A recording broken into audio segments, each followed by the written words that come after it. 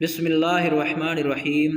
السلام علیکم دوستو، آپ صلی اللہ علیہ وآلہ وسلم نے فرمایا، تعجب ہے اس جیسا عاقل اسلام جیسے پاکیزہ مذہب سے بے خبر و نادان ہو جائے۔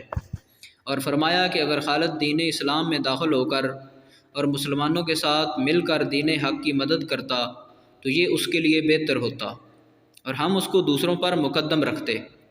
پس اے بھائی، تجھ سے جو عمدہ مقامات فوت ہو گئے ہیں تو ان کی تلافی اور تدارک کر لے، ابھی وقت ہے۔ سیدنا خالد بن ولید رضی اللہ عنہ فرماتے ہیں کہ میرے بھائی کا خط میرے پاس پہنچا تو اس نے میرے دل میں اسلام کے لیے اور رغبت پیدا کر دی، اور رسول اللہ صلی اللہ علیہ وآلہ وسلم نے میرے بارے جو کچھ فرمایا اس نے مجھے خوش کر دیا۔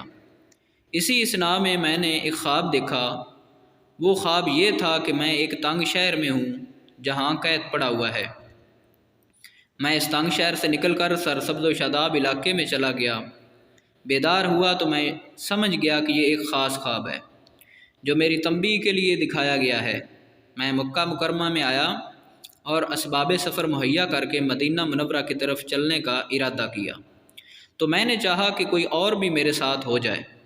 چنانچہ میں نے صفوان بن امیہ سے ملاقات کی اور کہا، کیا تم دیکھتے نہیں کہ محمد صلی اللہ علیہ وآلہ وسلم نے عرب و عجم پر غلبہ پا لیا ہے؟ اگر ہم ان کے پاس جائیں اور ان کی اتباع کریں تو یہ ہمارے لیے بہتر ہوگا، محمد کا شرف ہمارا شرف ہوگا۔ صفوان نے میری بات سن کر سختی سے انکار کر دیا اور کہا، زمین پر موجود سبھی لوگ محمد کے تابع ہو جائیں، صرف میں ہی بچ جاؤں تب بھی اس کی اتباع نہیں کروں گا۔ خالد فرماتے ہیں، میں نے سوچا اس کا باپ اور بھائی بدر میں مارے گئے تھے، اس لیے اس سے کوئی توقع نہیں کی جا سکتی۔ اس کے بعد میں اکرمہ بن ابی جہل کے پاس گیا، ساری بات کی تو اس نے بھی وہی جواب دیا جو صفوان نے دیا تھا۔ سیدنا خالد بن ولید فرماتے ہیں، میں اپنے گھر گیا، اونٹنی کو تیار کیا اور سوچا ایک دفعہ عثمان بن طلحہ سے بات کر لیتا ہوں، وہ میرا سچا دوست ہے۔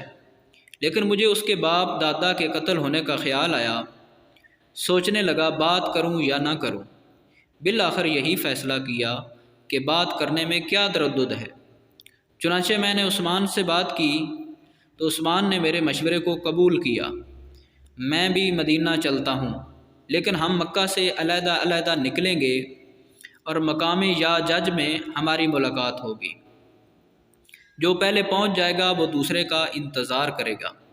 سیدنا خالد بن ولید رضی اللہ تعالیٰ عنہ فرماتے ہیں، ہم مکہ مکرمہ سے روانہ ہو گئے اور حسب وعدہ مقام یا جج میں عثمان بن طلحہ مجھے مل گئے۔ ہم الصبح وہاں سے روانہ ہوئے۔ جب مقام ہدا میں پہنچے تو وہاں عمر بن عاص سے ملاقات ہوئی، وہ بھی مدینہ جا رہے تھے۔ انہوں نے ہمیں مرحبا کہا، ہم نے بھی ان کو مرحبا کہا۔ جانے کی غرض معلوم کی تو پتہ چلا کہ وہ بھی اسلام قبول کرنے کی غرض سے مدینہ جا رہے ہیں۔ یوں دو عظیم جرنیل اور سپہ سالار ایک غرض کے لیے آپس میں مل گئے۔ ہم تینوں مل کر روانہ ہوئے اور مدینہ پہنچ کر مقام حرا میں اپنی سواریاں بٹھلائیں۔ کسی نے رسول اللہ صلی اللہ علیہ وآلہ وسلم کو ہماری آمد کی خبر دے دی تو آپ صلی اللہ علیہ وآلہ وسلم بہت زیادہ مسرور ہوئے اور فرمایا، مکہ نے اپنے جگر گوشوں کو پھینک دیا ہے۔ سیدنا خالد کہتے ہیں، حرا میں نے عمدہ لباس پہنا اور آپ کی خدمت میں حاضری کے لیے چلا تو راستے میں مجھے میرا بھائی ولید ملا اور کہا، جلدی چلو، رسول اللہ صلی اللہ علیہ وآلہ وسلم کو آمد کی اطلاع ہو چکی ہے۔ آپ صلی اللہ علیہ وآلہ وسلم بہت زیادہ مسرور ہونے کے ساتھ ساتھ آپ کے منتظر ہیں۔ ہم تیز قدموں سے چل کر رسول اللہ صلی اللہ علیہ وآلہ وسلم کی خدمت میں پہنچے۔ حضرت صلی اللہ علیہ وآلہ وسلم مجھے دیکھ کر مسکرائے۔ میں نے کہا، السلام علیک یا رسول اللہ۔ آپ نے نہایت خندہ پیشانی سے جواب دیا۔ میں نے عرض کی، اشہد اللہ الہ الا اللہ و اشہد ان محمد رسول اللہ۔ آپ صلی اللہ علیہ وآلہ وسلم نے فرمایا، قریب ہو جاؤ۔